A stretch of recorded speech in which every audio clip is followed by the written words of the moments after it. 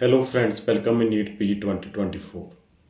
Today my topic is कि जो NEET PG 2024 का जो प्रोसेस जैसे शुरू हो चुका है, जो पेमेंट फैसिलिटी एंड रजिस्ट्रेशन का जो प्रोसेस है जो वो स्टार्ट हो चुका है, ऑल इंडिया का हो चुका है। जैसे कुछ स्टेट्स ने पहले शुरू कर दिया था और उसके अलावा जो पंजाब का जो नोटिफिकेशन आया था और उसके अलावा जो यूपी का नोटिफिकेशन आया है। परंतु बड़े हैरान करने वाली एक बात है कि जो यूपी और पंजाब का जो नोटिफिकेशन आया है उसमें ये डाला गया है कि one time registration facility and जो रजिस्ट्रेशन है और किसी राउंड में वो फैसिलिटी आपको रजिस्ट्रेशन की नहीं मिलेगी। इसका मतलब ये है कि वो स्टूडेंट्स जो अभी क्वालिफाई नहीं हुए, जैसे कि आम जो प्रैक्टिस है कि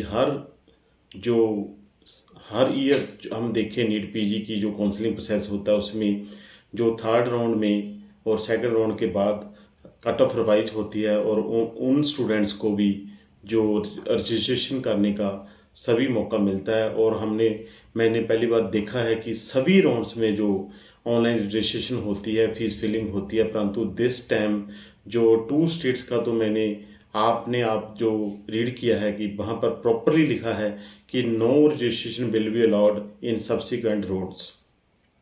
इसका मतलब कि स्टूडेंट्स को पहले ही, चाहे वो 3 स्टेट्स है, 4 स्टेट्स है, 5 स्टेट्स है या 10 स्टेट्स है, सभी में जो पैसा खर्चना पड़ेगा, ये बिल्कुल गलत बात है। क्योंकि पहले स्टूडेंट्स जो फर्स्ट राउंड होता है उसमें देखते हैं कि हम कहाँ एडजस्ट हो रहे हैं, कहाँ हमारे चांसेस है। क्योंकि प्राइवेट सेक्टर में देखें तो 2 लाख सिक्योरिटी है जो कि मिनिमम 4 से 6 मंथ जो ब्लॉक रहती है।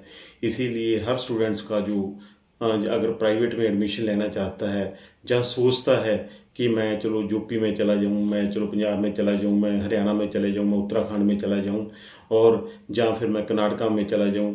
परंतु उसे इसी तरह अगर पहले ही जब काउंसलिंग प्रोसेस शुरू नहीं हुआ, कट ऑफ उन्हें देखनी है कि फर्स्ट राउंड में क्या हो रहा है, सेकंड राउंड में क्या हो रहा है। क्योंकि थर्ड राउंड तक स्टूडेंट्स फ्रीली मूव कर सकते हैं, ठीक है। जो फोर्थ राउंड का प्रोसेस जो टफ है, इसी तरह फिफ्थ राउंड कई बार होता है, कई बार नहीं होता, डिपेंड करता है एमसीसी पर, जो वैकेंसी पर डिपेंड करता है। परंतु जो दिस ईयर ये जो प्रैक्टिस है कि जो रजिस्ट्रेशन है वो 1 टाइम होगी। क्योंकि यूपी ऐसा स्टेट है जहाँ पर maximum private all India open private college हैं, 30 all India open private college हैं, मैक्सिमम सीट्स हैं। बहुत स्टूडेंट्स वहाँ पर ऑब्जॉर्व होते हैं जो प्राइवेट सेक्टर में प्राइवेट कॉलेज में होते हैं। वहाँ पर फीस स्ट्रक्चर भी मीडियम है और हाई जो रैंक पर भी अच्छे क्लिनिकल ब्रांचेस मिल जाती है। इसीलिए उसमें भी जो स्टूडेंट्स को सेटबैक लगेगा, वो स्टूडेंट्स जो चाहते हैं कि हो सकता है कि हमें और अदर स्टेट्स में अच्छी कोई सीट मिल जाए, हम यूपी में सेकंड और सब्सिक्वेंट राउंड्स में रजिस्ट्रेशन करा लेंगे। उसी तरह जो पंजाब का है, और अगर ऐसा ही चलता रहा तो सभी स्टेट्स का यही होगा कि 1 टाइम रजिस्ट्रेशन ओनली और सब्सिक्वेंट राउंड में रजिस्ट्रेशन नहीं होगी।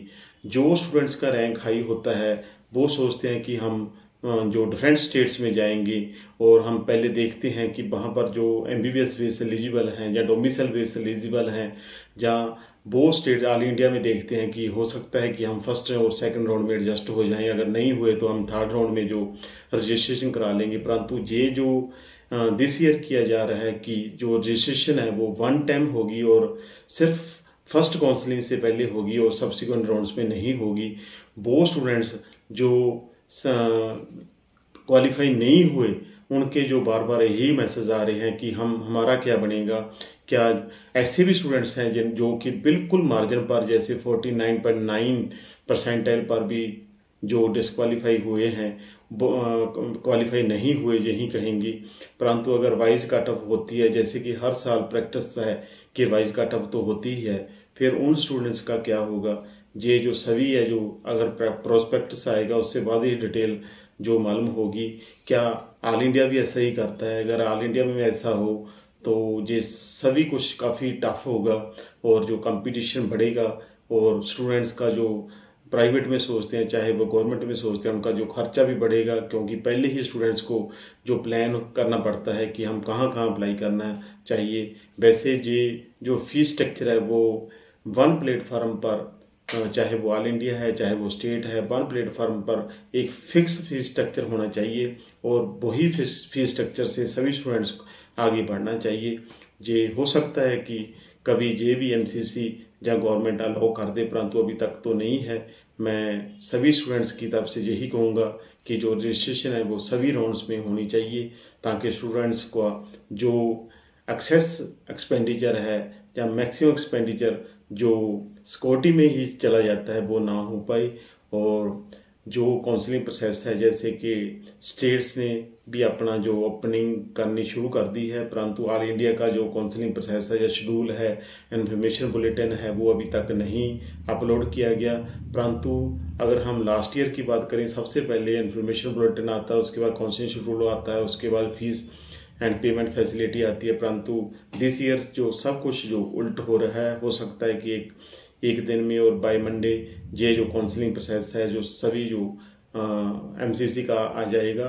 जब MCC का जो काउंसलिंग प्रोसेस आएगा उसके जो सिस्टम में ही सब कुछ होता है, उसके बाद ही स्टेट्स का जो काउंसलिंग शेड्यूल आएगा।